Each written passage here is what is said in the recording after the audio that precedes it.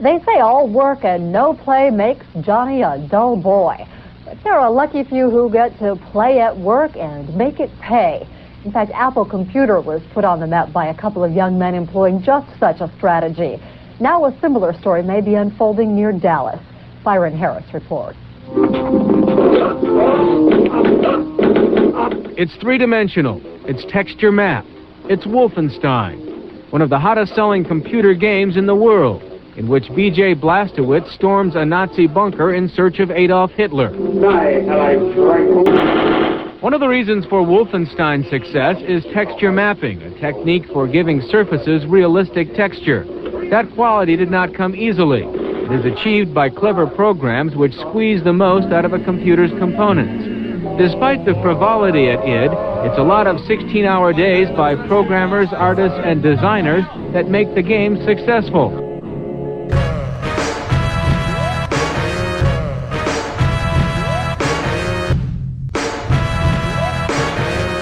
Work and play here are the same thing. Ladies and gentlemen, this is karaoke night.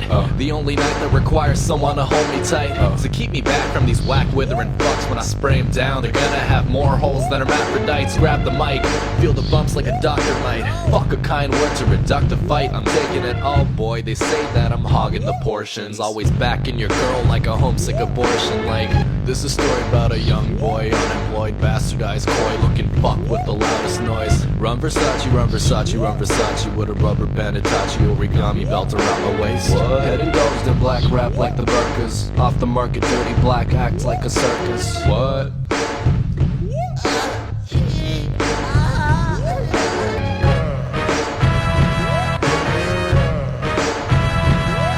Like, whoa.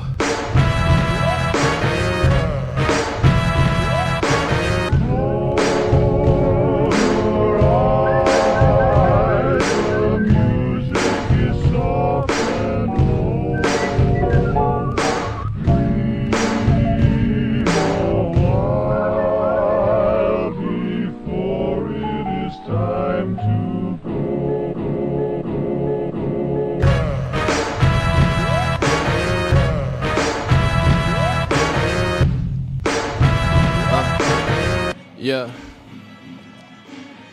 Motherfuckers want a piece of all the action. Running round in circles, the police will never catch us. Fucking with your boy can leave you running with the patches, and I guarantee you playing against the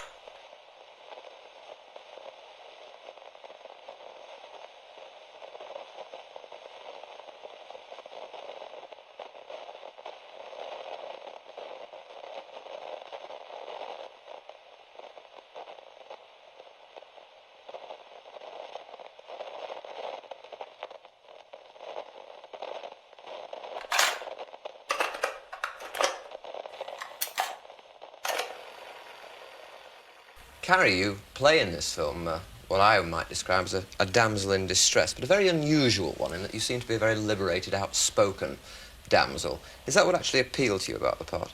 Well, what appealed to me was that George Lucas, who wrote it and also directed it, didn't want a damsel in distress, didn't want your stereotypical princess, you know, sort of a victim, frightened, incapable of dealing with a situation without the guys. So, he wanted a fighter. He wanted someone who was independent. And that's what appealed to me about that part, yeah. When you read the script, which I imagine was several years ago now, what was your reaction? Because it is, I'm sure then, it must have seemed, to some extent anyway, a pretty bizarre kind of film. Well, I wanted to know what the lunch breaks were going to be like. You know, when they said cut, and here you were sitting around with three-headed monsters and people with hairdryer heads and so on. But it was a terrific script because they had to budget the film like a low-budget film. They call it the most expensive low-budget film ever made. They had to plan every shot because they were going to have to devise all sorts of new things for the special effects. They only had, and I say only, but for special effects it's not much, $3 million. It's a $10 million film. They devised a whole new method for shooting the special effects, which was computerized.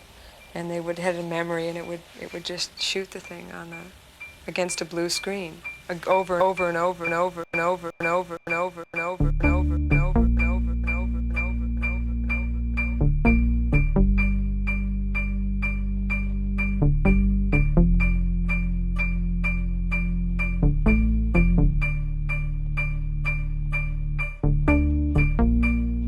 everyone safe and sound. This our family do. Only homies around, everyone here is crew. Something foul in the air, something feeling askew. Wind is in the pipes, it's that whistle calling for you. Don't holler, it's cool. Windows boarded and sealed, doors are bolted and locked. Product cooking on pace, weaponry fully stocked. Bodies sleeping in shifts, other bodies keep watch. Bullets of an antibody cop running up in the spot. The pop, drop, the lights are drop low. Something shot from the trees. Went straight through the front door, homie dropped to his knees. Blood seeping from his neck as he struggled to breathe. Wooden floor stained wet, gets off the more that he bleeds. He leaves, believe, didn't know when something was coming, but it creeping on the come up, now it's right up in your face. Face it, let it resonate up in your bone a minute. When you shiver, make a sliver big enough for it to have a space. Ripped, life, slipping away, maybe you can make it out with just a little bit of grace. But it truly doesn't give a fuck about the fear you feeling. It is here to make you understand that nothing is safe. Nothing is safe. Nothing is sacred. Nothing is safe. Nothing to pray for. Nothing is safe. Nothing is.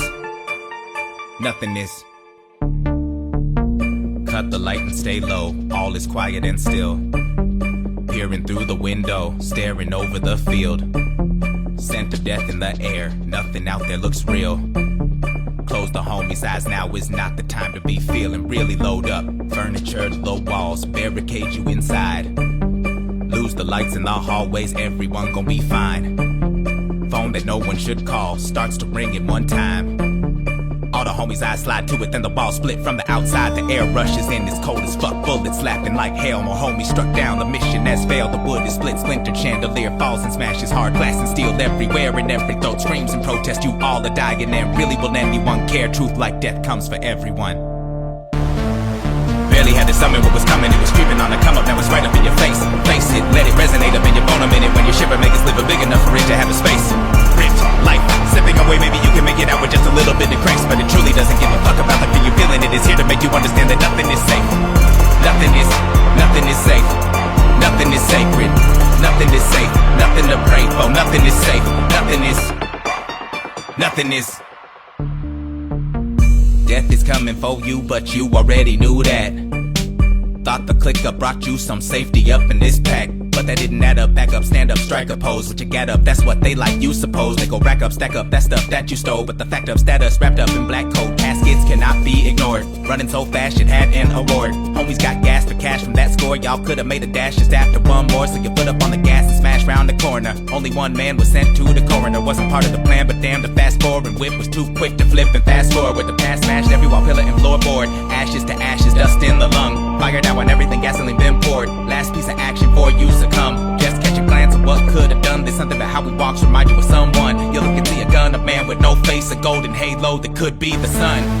Long ago you summoned what was coming, it was creeping on a come up, now it's right up in your face. Face it, let it resonate up in your bone a minute. When you shiver, make a sliver big enough for it to have a space.